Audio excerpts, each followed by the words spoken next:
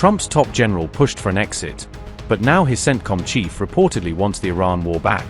Trump said enough, but is his top commander now pushing for another round of strikes against Iran? Exit from the Iran war? Not so fast, as the CENTCOM chief reportedly pushes for the possibility of new strikes.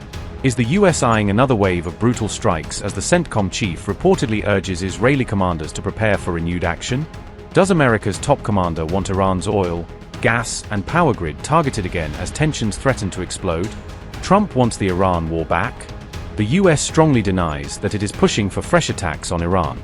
An Israel meeting, reported discussions about Iran strikes, and a US denial now leave one question hanging. What did the CENTCOM chief really say? US CENTCOM Chief Admiral Brad Cooper reportedly backed renewed strikes on Iran, according to a report by Israel's Channel 13, potentially signaling a major shift in Washington's approach.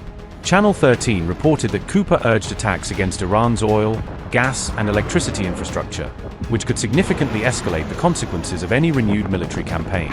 The report claimed Cooper made these remarks during a recent visit to Israel, where discussions reportedly focused on Iran and the possibility of further military action. Cooper was reportedly said to have met Israeli Chief of Staff Eyal Zami along with other senior Israeli military commanders during the visit. The report also claimed Cooper discussed the issue with General Dan Kane, with the details of those discussions reportedly reaching President Donald Trump. Admiral Brad Cooper said, and I quote, "Striking infrastructure in Iran will change the rules of the game, will hurt the Iranians badly, and in the current situation they will not change their positions," unquote.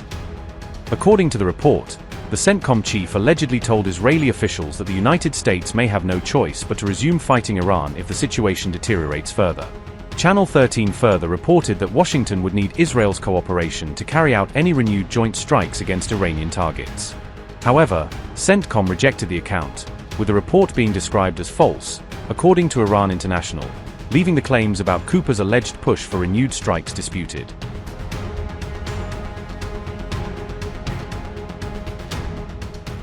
US President Donald Trump faces another major challenge, this time over whether to bring the war with Iran to an end. Trump's top general has reportedly pushed for an off-ramp that could help bring the escalating war with Iran to an end.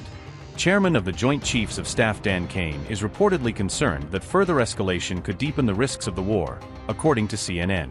The US general has also reportedly warned that air power alone could face serious limits if Trump chooses to escalate military operations against Iran. Dan Kane reportedly cautioned that expanding military options against Iran could ultimately backfire on Trump and his wider war strategy. The top general also reportedly raised his concerns with CIA Chief John Ratcliffe, Secretary of State Marco Rubio, and Vice President J.D. Vance.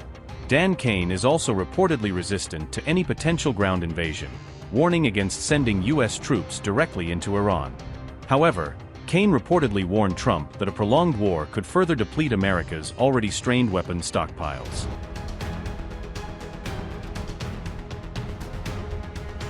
An IRGC advisor says Iran is shifting from a defensive to an offensive military doctrine, with readiness for cross-border operations now a central goal.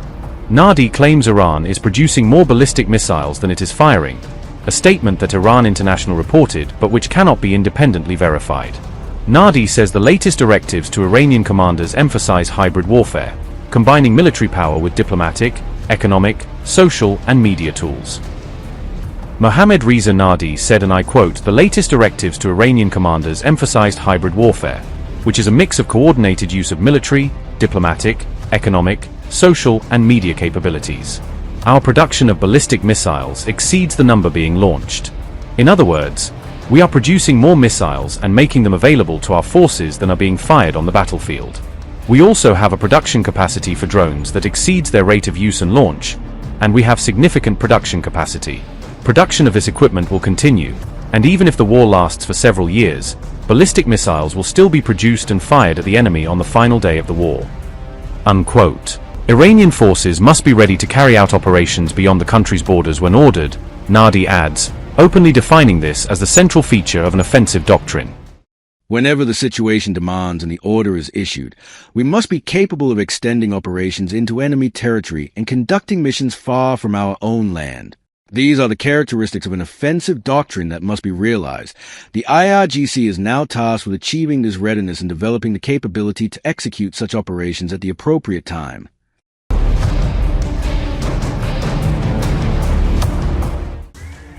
Iranian state TV pundit Mohammad Marandi warned of a possible new US-Israeli attack on Iran amid heightened regional tensions. Marandi said US forces stationed in several countries across the region were mobilizing for a potential attack against Iran.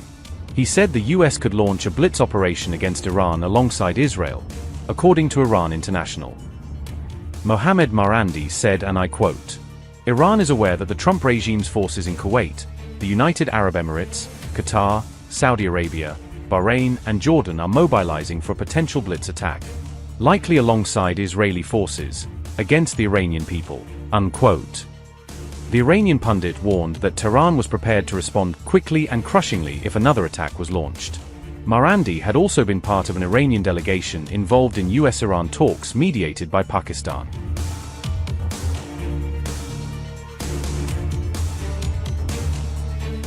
Iran's Supreme Leader Mujtaba Khamenei ordered the IRGC to maintain high readiness. Mujtaba told new IRGC Chief Ahmed Vahidi to prepare for powerful offensive operations amid heightened tensions. Mujtaba also ordered Vahidi to strengthen the IRGC's revolutionary spirit and ideological commitment among its forces. Any questions for us?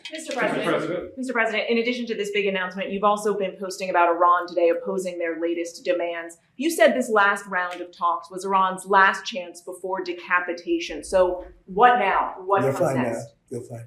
Are you still, are massive escalation, is that still on the table? Well, we have that, certainly that ability if we want to do that. Yeah, you'll find out. You said you're low-keying it with them, I that you're think so. semi-negotiating. What exactly does that mean? Well, they asked for reparations, you might say, or they asked for money for the damage that we've done. I said, that's a good idea. Well, we're going to ask for money for the damage they've done over a 50-year period. Whether you go SS Cole or whether you go all of the people that were so badly hurt, so badly wounded or killed, many thousands of people, and maybe damages for the 52,000 protesters over the last 4 months that were killed in Iran. We think their family should get damages for killing their person or their child or mother, father that were protesting. It's at least, it was 52,000 a month and a half ago. So now what is it? So if there's damages to be paid, I think Iran should pay those damages. Back to the subject of Iran, sir. Can you give us any estimate of when you think the Strait of Hormuz will be part Well, of it's the deal open to now. open up We're more? taking a lot of shit. It's open now. Look, the only one that has control of the Strait of Hormuz right now is the United States Navy. We have a blockade that's been infallible. It's a steel wall. And we let people in that we want to let in, and those people come in, and they've been coming in and they're going out. So it's actually open now. We do not let them go into Iran. They're not admitted into the strait to go to Iran. But it's open for others. Now, a little bit complex because they will, on occasion, drop a mine, and we find the mines. You know, we've mine swept the entire strait, as you probably maybe heard, maybe you didn't hear. But we control the strait 100%. Now, can they make trouble? Yeah, they can make trouble. But they're broke. They have no money. You know, Iran is broke, totally broke. And they're not paying their soldiers. They have inflation of 300% as of last night. I heard 309%. So we'll see what happens. But they've been bad for, they say 47, it's actually 50 now. 47, they've been saying it for 3 years. But for 50 years, they've been the bully of the Middle East. What they've done is terrible. They've killed hundreds of thousands of people. They've killed people. They've wounded and maimed people with the legs, the arms. You know, with the roadside bomb is their bomb. They're very proud of it. And now they're paying a price. Upgrade your news experience with the all-new HT app. Download now.